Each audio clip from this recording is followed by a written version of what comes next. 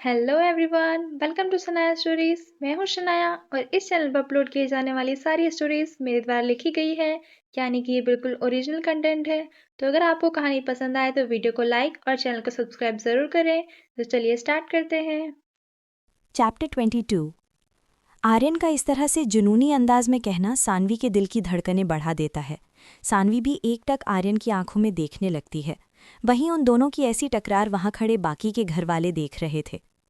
तभी शालिनी उन दोनों की आंखों ही आंखों में टकरार देख बोलती है, आर्यन, क्या है ये सब? आर्यन ने बड़े रौब के साथ कहा, मॉम, शादी की तैयारियां कीजिए। आपकी बहू बहुत जल्द खुद चलकर हमारे घर आने वाली है। कहते हुए उसकी नज़र सानवी पर ही टिकी थी। उसका जवाब सुन वहां खड़े सभी लोग शॉक हो गए। सानवी की आंखें हैरानी से बड़ी हो गई। शादी? किसकी शादी? कहते हुए उसकी आवाज़ में गुस्सा था। हमारी शादी जान, आर्यन ने डेविल स्माइल करते हुए कहा। उसके दोनों हाथ उसके पैंट की जेब में थे और वो पूरे रौब के साथ खड़ा था। ख्वाब देखना अच्छी बात है, लेकिन वो देखने चाहिए जो पूरे हों। मरना पसंद करूंगी लेकिन तुमसे शादी नहीं। सानवी ने गुस्से में उसकी तरफ कदम बढ़ाते हुए कहा। करोगी जान, ज़रूर करोगी। तुम खुद आओगी मेरे पास मुझसे शादी करने। दौड़ते हुए आओगी और कहोगे कि तुम्हें मुझसे शादी करनी है। आर्यन ने उसकी आंखों में आंखें डाल कहा। उसकी आवाज़ में कुछ था। सानवी उसे हैरानी से देखने लगी। आर्यन की बातें उसके जहन में इस कदर समा रही थीं कि वो खुद को कमज़ोर महसूस कर रही थी। ऐसा कभी नहीं होगा मिस्टर राठौड़। सानवी उसके नज़दीक आकर उसकी आंखों में देख कहती है। ऐसा ज़रूर होगा मिसेस राठौड़। आर्यन भी अपना एक कदम आगे बढ़ा उसके नज़दीक जाकर बोला। इस वक्त दोनों बहुत करीब थे। दोनों एक दूसरे की आंखों में देखे जा रहे थे। वहीं बाकी सब खड़े हैरान हो गए थे। शालिनी के चेहरे पर हैरानी और परेशानी के भाव आ जाते हैं। तभी आर्यन सानवी की आंखों में देखते ही जोर से चिल्लाया, ड्राइवर! उसकी आवाज़ सुन सानवी चिहुक गई। तभी वहां ड्राइवर आया। मैडम को उनके घर छोड़ दो, आर्यन ने कहा, जिस पर ड्राइवर ने जी कहकर सर झुका लिया। वहीं सानवी की आंखें हैरानी से बड़ी हो गईं कि आर्यन उसे इतनी आसानी से जाने दे रहा है। अभी तो वो मना कर रहा था जाने से और अब खुद जाने दे रहा है। उसके चेहरे पर कन्फ्यूजन देख आर्यन स्मग करता है। उसे इस तरह से मुस्कुराता देख सानवी को उससे डर लगने लगता है। वो तुरंत उससे दूर हो जाती है और बाहर की तरफ जाने लगती है। आर्यन वहीं खड़ा उसे जाते हुए देख रहा था। सानवी के कदम घर की दहलीज तक पहुंच जाते हैं। वो अपना एक पैर उठाती है कि तभी आर्यन पीछे से पूरे रौब के साथ, किटकैट, तुम यहां से जा तो जरूर रही हो, मगर याद रखना, अगली बार जब उस दहलीज को पार करके अंदर आओगी तो सानवी रायचंद नहीं, बल्कि सानवी आर्यन राठौर बनकर आओगी। आर्यन की आवाज़ सुन सानवी के कदम अपने आप ही हवा में रुक जाते हैं। उसकी आवाज़ इतनी डोमिनेटिंग थी कि सानवी अंदर तक सिहर गई। उसने अपने हाथों की मुट्ठी बना ली। आर्यन की आवाज़ जैसे उस पर काबू कर रही हो। सानवी गहरी सांसें लेने लगी और अगले ही पल वो बिना रुके दहलीज पार कर वहां से चली गई। आर्यन कुछ पल वहीं खड़ा रहा। उसके चेहरे पर कोई भाव नहीं था। तभी शालिनी का, क्या ये वही है आर्यन? कहते हुए उनके चेहरे पर हैरानी के भाव आ जाते हैं। वहीं उनकी बात सुन सभी शॉक हो जाते हैं, जैसे सब एक ही चीज सोच रहे हों। शादी की तैयारियां करो मॉम। आप चाहती थी ना मैं शादी कर लूं, तो अब आप तैयार हो जाइए अपनी बहू का स्वागत करने के लिए। इतना कहकर आर्यन वहां से जाने लगा। वो नहीं मानेगी आर्यन।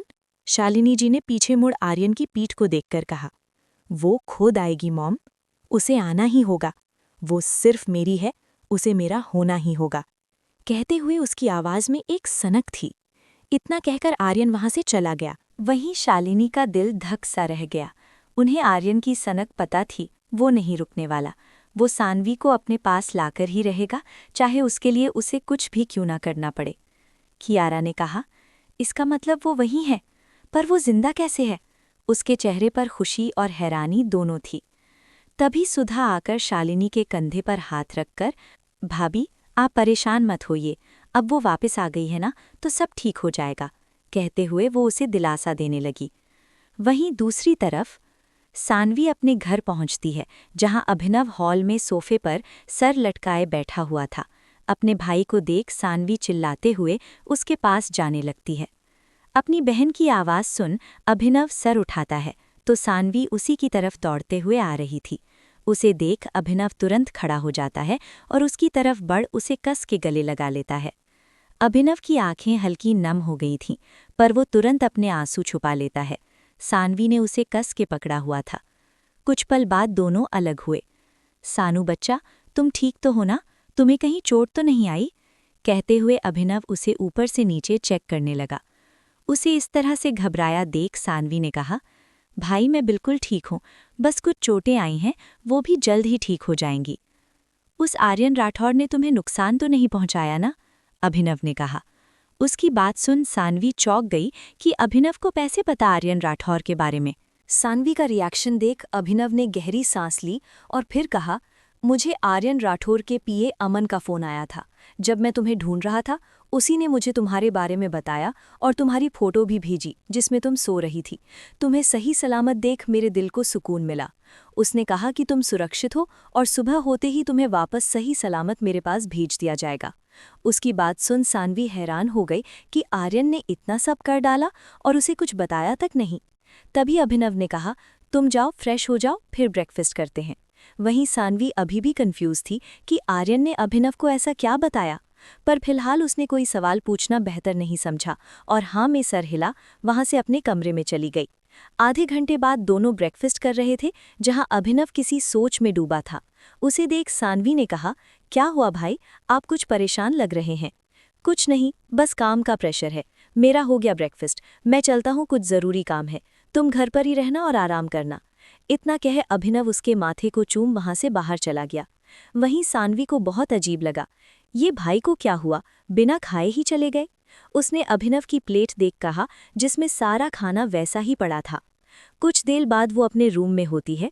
वो अपना फ़ोन निकाल देखती है तो उसकी आंखें हैरानी से बड़ी हो जाती हैं। उसके चेहरे पर परेशानी छा जाती है। ये कैसे हो सकता है? भाई ऐसा कभी नहीं कर सकते, ये सब झूठ है। कोई उन्हें फंसाने की कोशिश कर रहा है। फिर अचानक उसके दिमाग में कुछ आता है, कहीं ये मिस्टर राठौड़ ने तो नहीं करवाया? कहते हुए उसकी आंखें बड़ी हो जाती हैं। दरअसल फ़ोन में ब्रेकिंग न्यूज़ चल रही थी, जिसमें अभिनव रायचंद के कंपनी के सारे शेयर गिर रहे थे। कहा जा रहा था कि अभिनव पर सीक्रेट प्रोजेक्ट की इन्फो को लीक करने का आरोप लगाया गया है, जिसके लिए सामने वाली पार्टी ने अभिनव पर केस कर दिया है। अगले 24 घंटे में अभिनव ने अपने आप को बेकसूर साबित नहीं किया तो उन्हें सीक्रेट प्रोजेक्ट की इन्फो लीक करने और कंपनी के साथ फ्रॉड करने के जुर्म में जेल हो सकती है। क्या ये सब आर्यन ने करवाया है? क्या सानवी कभी राजी होगी? सो गाइस, आज के लिए इतना ही। मिलते हैं नेक्स्ट वीडियो में। तब तक के लिए बाय बाय, टेक केयर और हाँ, चैनल को सब्सक्राइब ज़रूर कर लेना।